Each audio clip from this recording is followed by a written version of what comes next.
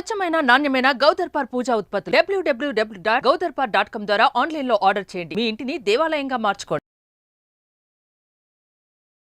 రమగారు, కొంతమంది ఉంటారు మన గురించి చాలా చెడుగా ప్రచారం చేస్తూ ఉంటారు. దాంతో మనకేం సంబంధం ఉండదు. ఏంటి వీళ్ళు నా గురించి ఇట్లా మాట్లాడేస్తున్నారు, ఎందుకు మాట్లాడుతున్నారు, అడిగేయాలా అనిపిస్తుంది. కొన్నిసార్లు పోనీ వాళ్ళకే ఉంటుంది, మనం ఎందుకు అడగటం అని కూడా అనిపిస్తూ ఉంటుంది. ఎలా తీసుకోవాలంటారు? ఇప్పుడు నువ్వు మంచి చెడ్డ పేరు నీ గురించి కనుక ఎవరైనా చెడుగా చెప్పుకుంటూ ఉంటే వాళ్ళు నీతో గంగా స్నానం చేయించినట్టే.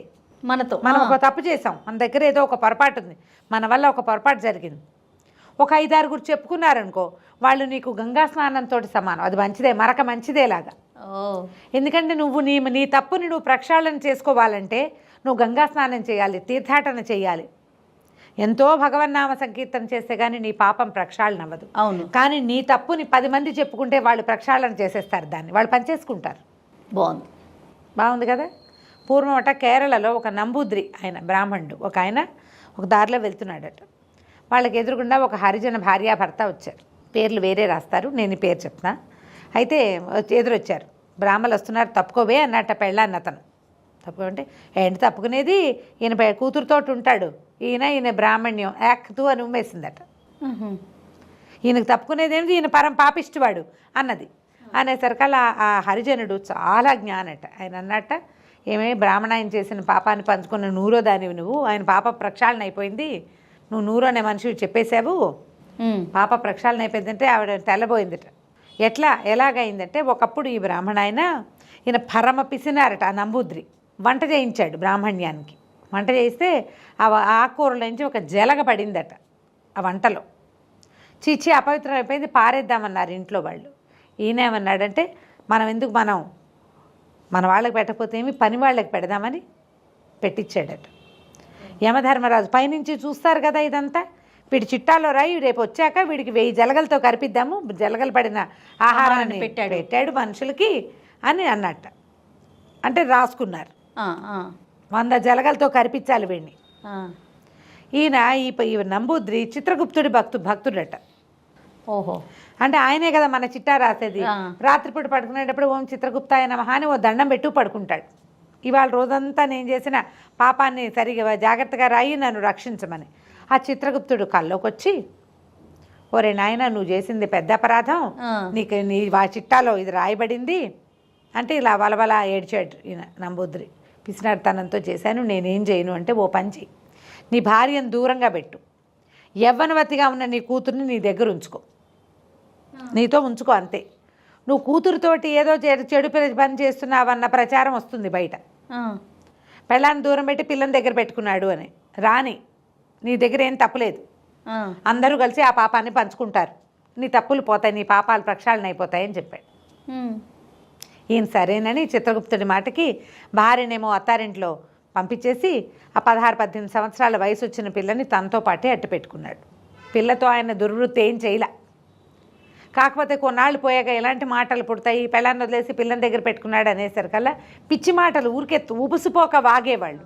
అవి అట్లా ప్రచారం అయిపోయి చివరికి ఈ హరిజన స్త్రీ కూడా ఈ బ్రాహ్మణ ఆయన కూతురుతోటి ఉంటున్నాడు అన్న మాట అనేసింది.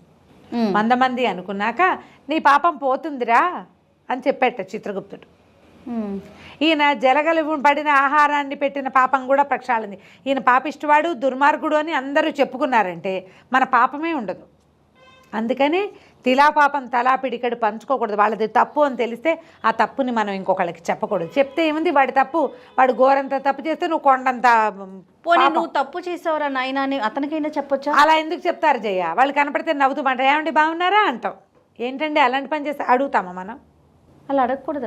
అడగరమ్మా ఎవరు, ఈ రోజును బట్టి అడగరంటారా? ఏ రోజున అడిగేవాళ్ళు కాదు.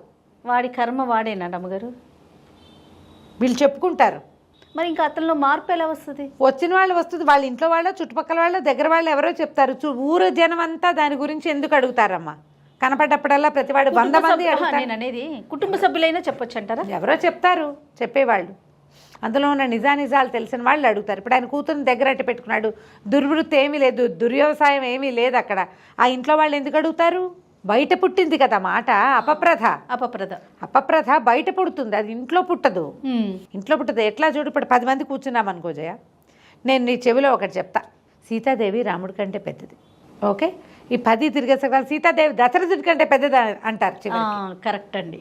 అసలు దశరథుడి ఆ పదం ఉందా అందులో? సీతారాముడి కంటే పెద్దది.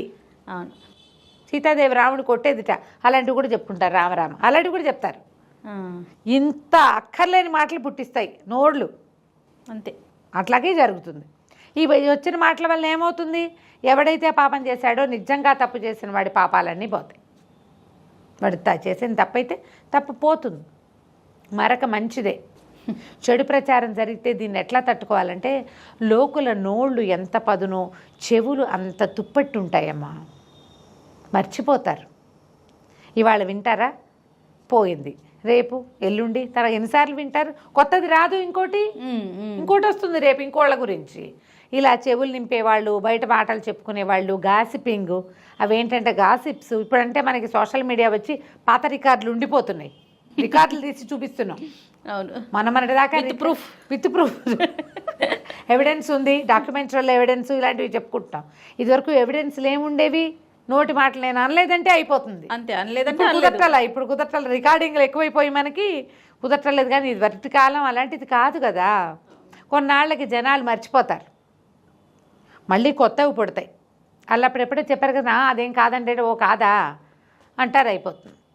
ఇప్పుడు మనకు ఆ అవకాశం లేదు. 8 ఏళ్ల క్రితం నువ్వు ఆ మాట అన్నావు, ఇవాళ ఈ మాట అంటున్నావు, ఈ మాట ఏమిటి, ఈ మాట ఏమిటి, రెండింటినీ టాలీ చేయటం, నీ సంగతి ఏమిటంటాం, అవన్నీ ఇప్పుడు వచ్చినాయి. పాపం ఇదివరకటి రోజులు పిచ్చిపోహాలి ఇలాంటివి. అవును అవును, ఒట్టి మాటలతోటే పోతాయి. ఎవరైనా మీ మీద చెడు ప్రచారం చేసిన, చెడ్డ మాటలు ఆడిన, కాలం మనదయ్యే వరకు కామ్గా ఉంటే సరిపోతుంది.